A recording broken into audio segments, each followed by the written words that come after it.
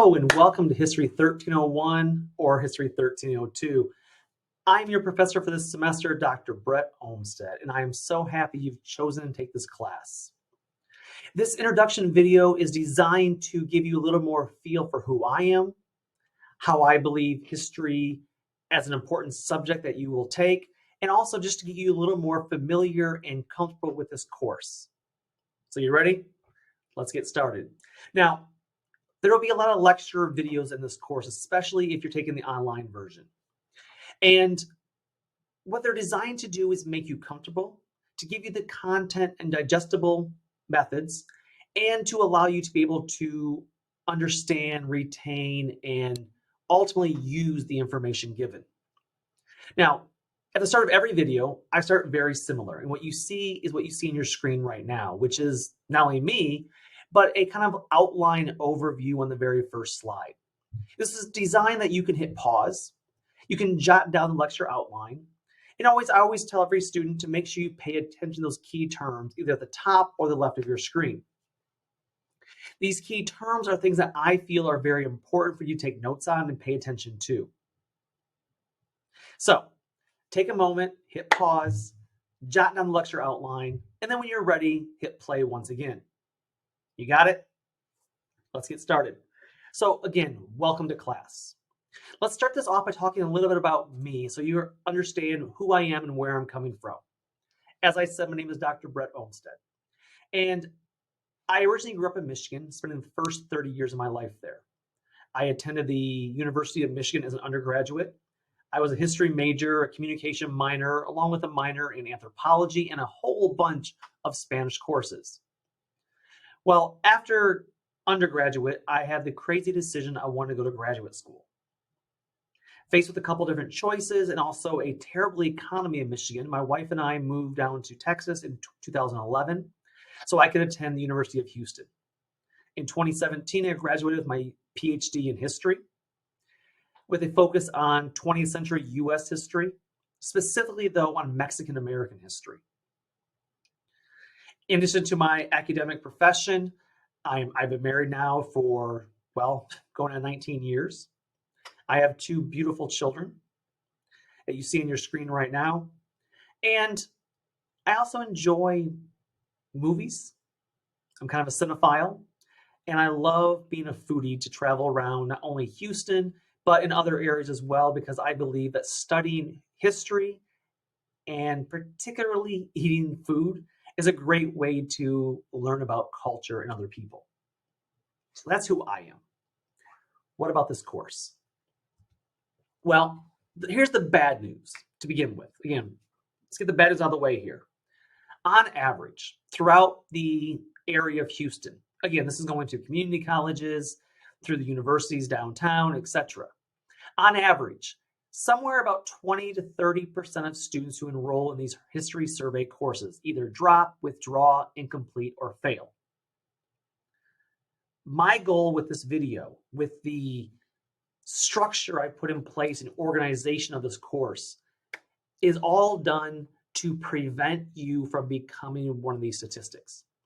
I want you all to succeed in this course. And I understand success may look different for every single individual student, but I want you all to be successful in however you define that. And ideally, I want you to earn your college credit.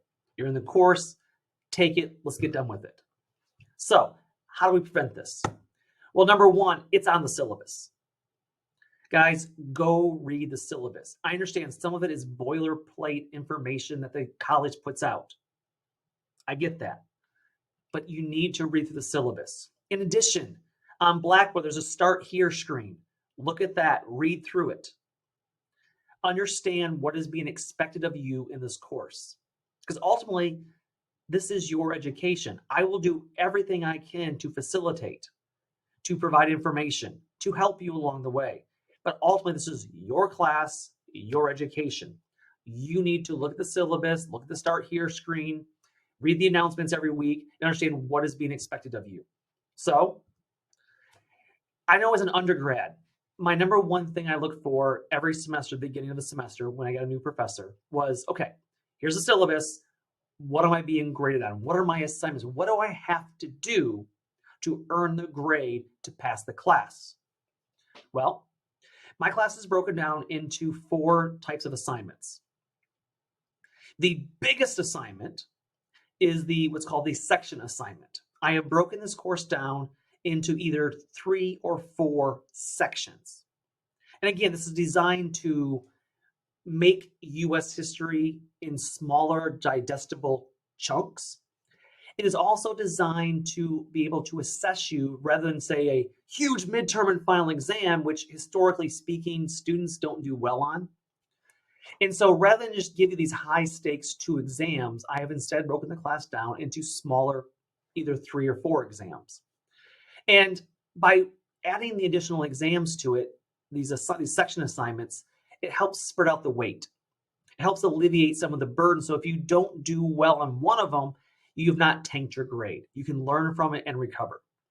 And so these 3 or 4 section assignments represent half of your overall grade.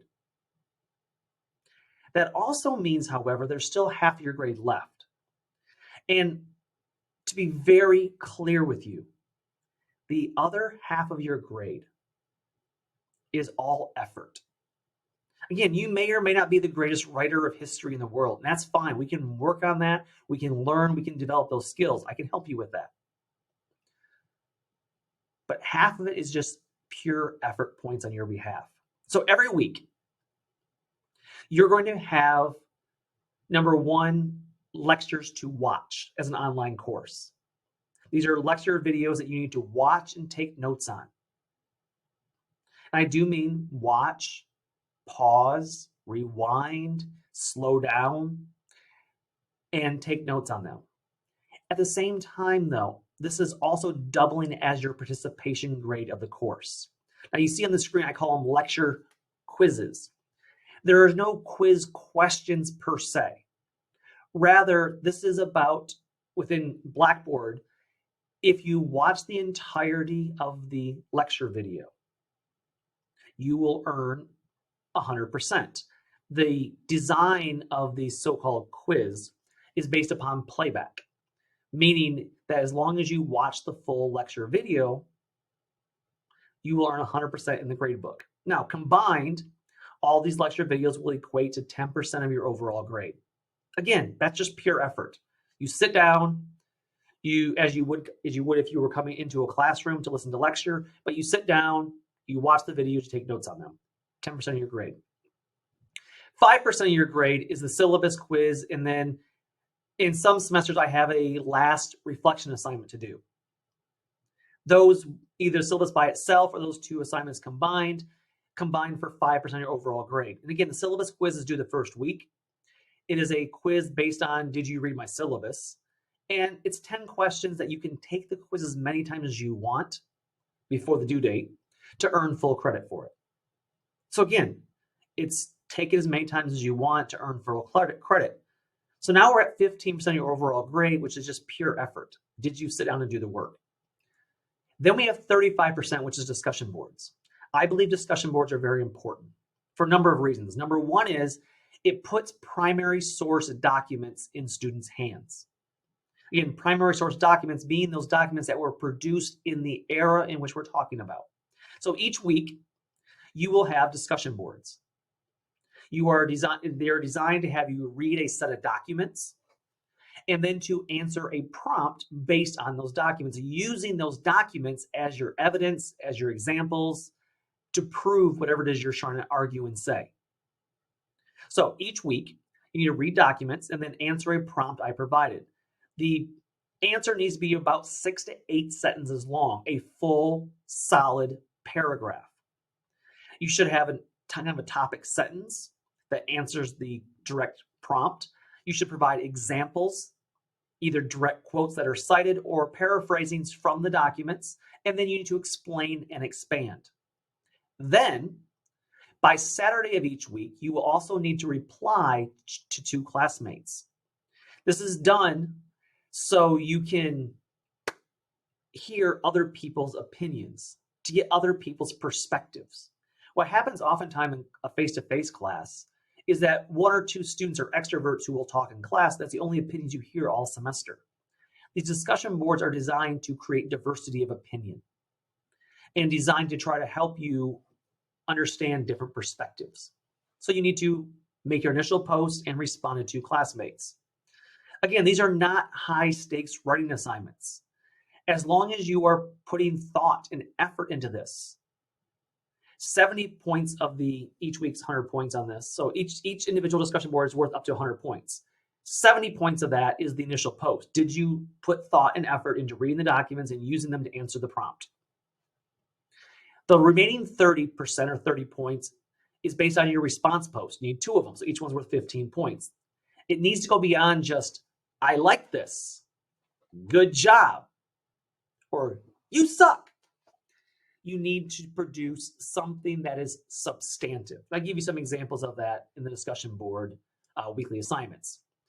As long as you do this, again, putting the effort into this, you should be able to earn at least an A. There's no reason every one of you cannot get an A when it comes to this part of the assignment for 35% of your grade, which means 50% of your grade.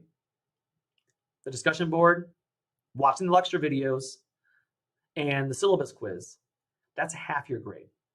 If you do that, you should have an A through pure effort if you put the time and effort into it. Now, there may be a time throughout the semester where I will give a extra credit assignment. Again, I will post information on that on Blackboard when those become available. That's your entire grade for this class. That's how you earn the points that you need to pass this class and be successful. If there's any questions, reach out to me. I am usually fairly quick to respond to email. If you need to have a video chat via Zoom, I'm here for that. Guys, don't be this guy. I don't always care about my grade, but when I do, it's the end of the semester, and even though I didn't do all the assignments, I will ask for extra credit now. Guys, don't do this. I am not someone who's going to, if you email the last week of the semester saying, Dr. Olmsted, I got to pass this class for my degree plan. Is there anything I can do now? No. You could have turned the assignments in throughout the semester. And I'm not going to offer an extra credit assignment the last week of the semester just to you. I would have to offer to everybody. I'm a firm believer. I don't fail students. Students earn grades. You will pass or fail based on your own merits. You need to make sure that you are doing the right thing, stay on top of things, and getting the work done. So how do you do well in this class? Well, number 1, take good notes. Yes, you need to take good notes while you're watching lecture videos. You need to take notes as you're reading through the primary source packets for the discussion boards. When we get to the section assignments, there will be reading to go with those as well. Guys, these are like mini research papers. I am not going to make you do the research yourself. I will provide you with the research documents. All you have to do is read them and use them. And again, I have separate videos on how to construct and make these essays. Guys, read the textbook. While there's no specific grade assigned to the textbook, I've chosen this semester and going forward to go what's called OER, Open Resources, Open Educational Resources. And I provide an online free textbook for you to read. This is designed to help you get through U.S. history. This textbook is chosen so it can be not only free, but easy to use. And when used in accordance with the lecture content, will give you a more complete understanding of U.S. history. Stay up to date on the work. Yes, there's a lot of work to be done. I give you a calendar. If you go into the course syllabus calendars tab in Blackboard, I give you a course schedule and I give you a calendar of when things are due. Use it. Stay on top of things. Do not get behind. And to be very open and honest, discussion boards and lecture quizzes cannot be done late. There's no late grade for those. They are zeros. But that's partly because there are, 7, 8, 10 discussion boards. There are ultimately going to be 30 some lecture videos to go through. And if you miss one, it's not the end of the world. Section assignments, however, I do offer late grades for. It's a third of a letter grade per day the assignment is late. Ask good questions, be an active learner. Now, this is a little more difficult in the online realm. However, if you have a question, reach out. Be an active learner. Actually do the readings. Ask questions on the discussion board. If you hear an opinion or a perspective you didn't think about, tell the student that. Consider other people's opinions. And finally, manage and budget your time well. This course is designed to help you to learn to manage and budget your time. I help you with that with the calendar and course schedule. Use them. Now, as far as Blackboard navigation, this is what you'll see when you go onto Blackboard. First of all, you have the announcement page. I will give an announcement at least once a week, sometimes twice if you have a larger assignment, section assignment due. On the left panel below that, the start here, I give you a bunch of details there regarding your grade, the grading formula, and what types of assignments you're going to have. I have the textbook information. Again, you have the textbook information that will link to a PDF that you can access the online free textbook. Faculty info gives my information as far as email, telephone number, office hours. And then finally, the main part is going to be course content. When you click course content, what you're going to see is this. I will have weekly modules for you that will give you really quick what you need to read, what you need to watch, what you need to do each week. When you click where it says, say, Module 1, you'll be open to a new link that will look like this. It will give you a brief overview of the contents of what you're expected to learn this week. Below that will be listed as 4, 5, or 6 tasks that you will need to accomplish this week. And they're listed for you. So week 1, read the syllabus, have access to the textbook, watch lectures, complete the discussion board, and complete the syllabus quiz. And then below that, I will have links to all these things. Currently on the screen, you see there's the link to the textbook, there's the link to the syllabus quiz, there's the link to the discussion board. And when you get to the discussion board, it will give you full directions that you need 6 to 8 sentences, you should create a new thread, and that you need to respond to 2 classmates. It even gives you a rubric of how to respond to those classmates. Again, I'm trying to be open and transparent with you. There are rubrics on all the section assignments. There's a small rubric here for the response posts. If you have questions, reach out to me. Now, I'm one of those crazy people who love history because I see history as more than just a bunch of dead, boring facts. Unfortunately, the way many students are taught through the K-12 experience. I'm a firm believer, though, history is continually being reevaluated and remade and reinterpreted. I have a couple of quotes on the screen for you I want to talk about just briefly. I love the quote by African-American intellectual James Baldwin, who says, "History, as nearly no one seems to know, is not merely something to be read. And it does not refer merely or even principally to the past. On the contrary, the great force of history comes from the fact that we carry it within us. We are unconsciously controlled by it in many ways. And history is literally present in all that we do." Each one of us has a story. Where you live, where you go to college at, where you went to high school at, where you might get a job at someday. All those things, or even your viewpoint on politics, of religion, of social justice issues, all those things reflect historical forces that are at play. And these are the kind of things I want to discuss in this class. But also understand that the writing of history, you see in the second quote on the screen, the writing of history reflects the interests, predilections, and even prejudices of a given generation. Let's be very clear. When we examine history, we are examining it through our eyes, our experiences, our understandings. And so therefore, yes, every generation gets to look at history anew and understand how history is impacting us today.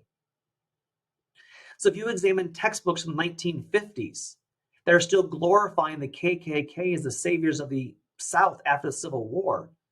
Well, that's very different, or it should be very different, than we look at things today. But we need to understand both things, to understand why we are the way we are and how we act the way we are today. That's what I want you to understand about this course. History is not merely, in 1492, Columbus sailed the ocean blue. On July 4th, 1776, we published the Declaration of Independence. Okay, great. I'm more interested in what led up to that.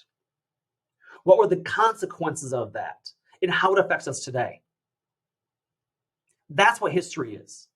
It's why, it's how, it's the impact and legacy of events and people and places and things. That's what we're discussing in this course. So I want you to understand there is no such thing as one meta narrative history. There's not. There's social history, there's political history, economic history, cultural history. Every event in life has a different perspective, multiple sides to look at. Even with the idea of enslavement, pre-Civil War era. Yeah, there's a side of the enslaver himself. They have a perspective. It may be stupid, it may be wrong, it may be racist, and it was. But they have a perspective to be learned from. But there's also the side of the enslaver. The enslaved themselves. There's also the opinion and understanding of the abolitionist who may have supported equal rights for African Americans versus the abolitionists who just didn't want to have slavery elsewhere in the country. There are multiple sides to every story. There is no meta history. There's no one master narrative. History is messy. And so this course, I have a number of big themes and topics that we'll talk about. But my overarching one ultimately becomes, what does it mean to be an American? Or put simply, who's allowed to be an American? Who's allowed to participate in society? Who's allowed to vote and have equal access to job opportunities, equal access to education? And I believe this course teaches those things. And I mean this wholeheartedly, without reservation. I believe this is one of the most important classes you will ever take. Yes, I say it because I love history, but hear me out. This course will teach you critical thinking skills, to evaluate documents, to evaluate people, to evaluate biases. That's an important skill to know for anybody in life. Not just for history courses, not just for education, but for life. And then second, and maybe the biggest reason why this course is so important. Most of you probably don't like history. The vast majority will never be a history major or may never take a history course outside of the 2 survey courses in your life again. Every one of you will have a different job and occupation in the future, a career. But despite all this diversity, again, not just sexual diversity, gender diversity, color of skin diversity. No. I mean, despite diversity of what you'll do in your future life, there's one commonality that almost every one of us shares. Nearly every one of us listening to this is going to be a citizen and or resident of the United States. And I would hope that as a citizen and resident of the United States, you'd want to be an engaged citizenry that will take part in political discourse, that will take part in elections, but not just vote how your parents voted. No. But that you will understand what politicians are saying have historical antecedents. That you will be able to call BS when a politician is lying. And that you will want to be informed about the history of the country so you can shape it into a better, brighter future. And I'm sorry, I don't believe you can do that. Can't do that as well, at least, if you don't have some foundation and understanding of the history of this nation. And I understand this may be the only history course you ever take. History 1301, History 1302. So therefore, you need to take serious this effort and learn the history of the United States. I hope this class helps you in some way. Again, if you have any questions, let me know. Otherwise, let's have a great semester. So until next time, take care and bye-bye.